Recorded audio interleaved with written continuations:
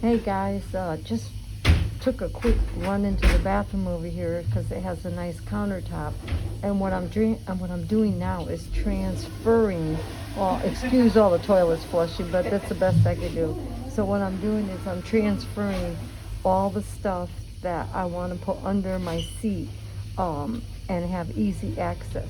So I'm not going to need my vitamins because I just took them all, and I have just enough on the flight. And then I'm going to put them all here, but you see how they're all labeled nicely. Then I'm going to put them in here, and then in this backpack that's going to fit very neatly under the seat, I'm going to put my computer and all the devices that I need, and some writing material. And then I'm going to put my fruit and stuff that I really have to eat before I land. And then, of course, my blow-up pillow. That one has a pump, so I'll tell you how that works. And then I'll have all my chargers and everything that's in the case. So I want to see if I'm going to be able to squeeze that all in here. You got to have a scarf, and you got to have all your documents.